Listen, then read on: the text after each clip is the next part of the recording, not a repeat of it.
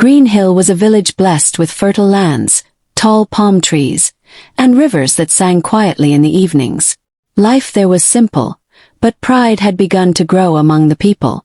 Wealthy traders and farmers liked to measure their worth by the size of their barns and the amount of gold coins hidden in their rooms. The church, built with clay walls and a thatched roof, stood in the center of the village as a place where all gathered. Yet, it had slowly turned into a place where the rich showed off, rather than a house of prayer. Among these villagers lived Mary, a poor widow.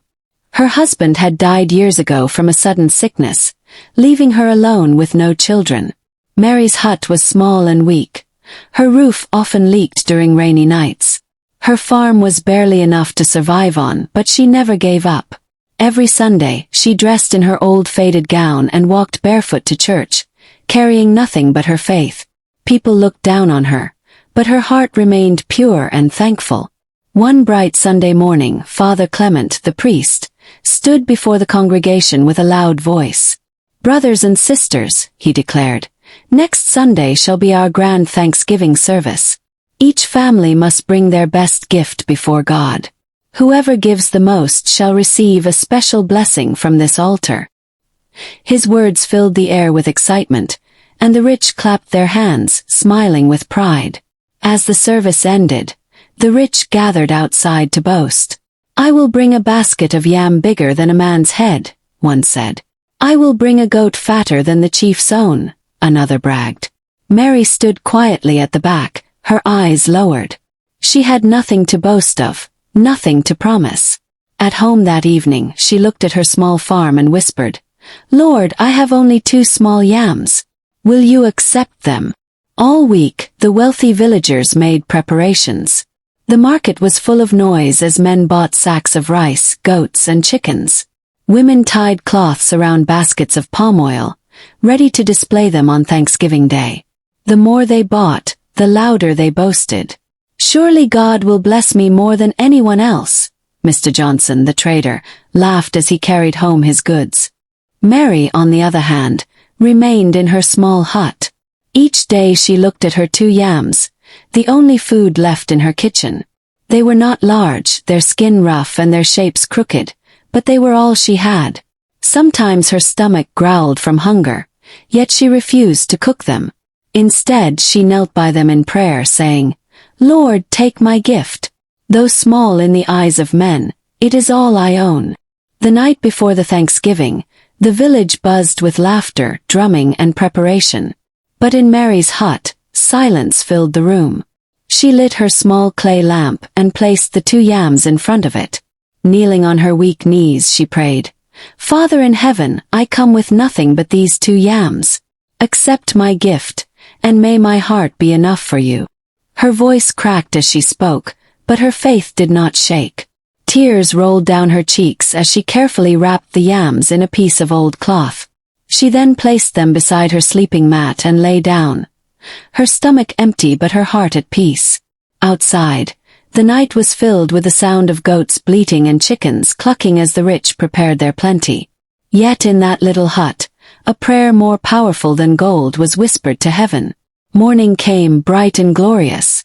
The villagers dressed in their finest clothes, men in starched shirts, women in brightly colored wrappers, and children in shiny shoes. The church compound was decorated with palm fronds and fresh flowers. Drummers beat their drums loudly, dancers sang, and the air smelled of roasted meat. Everyone wanted to be noticed. Mary wore her only gown, torn at the edges, and tied a scarf that had faded with time.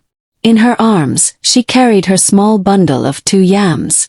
As she walked into the compound, whispers followed her. Some villagers laughed, pointing at her bundle. "Is that all she brought? What an embarrassment!" But Mary kept walking, her eyes fixed on the altar. The service began with dancing and clapping. Then Father Clement called for the gifts to be presented. One after the other, the rich marched forward. Mr. Johnson came with his basket of rice so large that 2 men carried it. Mrs. Grace followed with her fat goat, pulling at its rope as people clapped loudly. Others brought money, chickens, palm oil, and yams that filled half the altar. Father Clement smiled proudly, blessing each gift with a loud voice. Finally, it was Mary's turn. The church grew quiet as she stepped forward. Her steps were slow, her hands trembling as she unwrapped the cloth and revealed her 2 small yams. A wave of laughter broke out from the crowd. 2 yams! Someone shouted. This is a disgrace. Father Clement frowned deeply, his pride boiling. But Mary placed them gently on the altar and whispered, This is all I have. Father Clement could not hide his anger. Raising his voice, he said, Is this how you mock God? With only 2 yams. When others have brought goats and baskets, you dare to bring this. The laughter of the people grew louder. Some clapped mockingly, while others shook their heads in pity. Mary stood silently, her eyes filled with tears, but she did not move. Suddenly, an old man from the crowd rose to his feet. His voice was strong and commanding. Let no one mock this gift. For though small in our eyes, it may be greater in the sight of God. Do not despise what is given with a pure heart.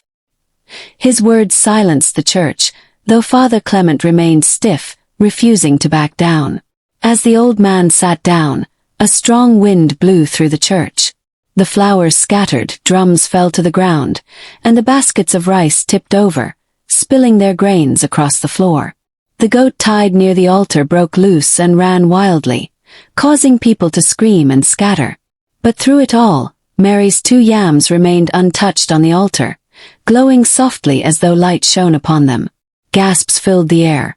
Mothers pulled their children closer, and whispers ran through the congregation. What is happening? Is this a sign from heaven? Even the proudest men trembled as their gifts lay scattered on the floor.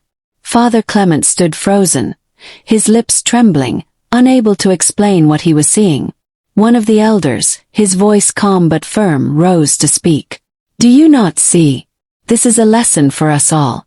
The rich gave from their plenty, but this widow gave all she had. That is why her gift is greater than all these. The people murmured in agreement, their heads bowing in shame. Mary, still kneeling at the altar, wept quietly. She had not expected this. She had only wanted to honor God with what little she had. But now the entire village was watching, and hearts were being humbled by her simple offering. Father Clement's pride broke like a pot of clay. He fell to his knees before the altar, tears streaming down his face. Forgive me, Lord, he cried. Forgive me, people of Greenhill. I was blinded by pride and greed.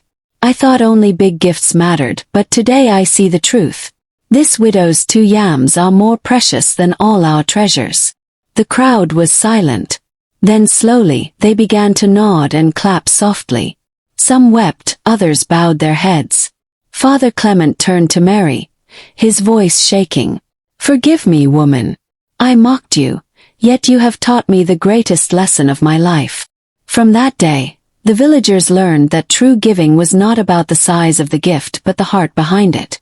They remembered the wind, the scattering of their treasures, and the glowing yams that remained. The rich who once boasted walked home quietly, ashamed of their pride. Mary became a symbol of humility and faith in the village. Children who once laughed at her now greeted her with respect. Women who mocked her poverty now sought her prayers. Her name was spoken with honor, not ridicule. Father Clement changed completely. He no longer favored the rich or clapped loudly for their gifts. Instead, he preached about humility, kindness, and the danger of pride. The church became a place of true worship, where both rich and poor were welcome. No one was mocked again for bringing little. The rich too began to give differently. They stopped giving to show off and started giving quietly, from the heart. The poor were treated with love, and the church became a true family. Greenhill grew into a village known not for its pride but for its kindness. Years later, parents told their children the story of the widow and her 2 yams. Around the evening fires, elders reminded the young, "Do not give to be seen, but give with a pure heart. For when the poor gave more than the rich, heaven opened its eyes." The story lived on, shaping generations. And so, the tale of Mary, the poor widow of Greenhill, was never forgotten. Her 2 small yams became a timeless lesson, that true wealth is not measured by gold, but by faith, love, and humility. And thus ends the story of when the poor gave more than the rich. Sparkle's moral of the story: the value of a gift is not in its size, but in the heart behind it. Pride destroys, but humility uplifts. And so ends the story of Mary, the widow of Greenhill. She gave only 2 yams, but her heart made it greater than all the riches of the land. Remember, it is not what you give but the heart you give it with. Pride may shine for a moment, but humility shines forever. Thank you for watching, and don't forget to join us again for more powerful folktales full of wisdom and lessons.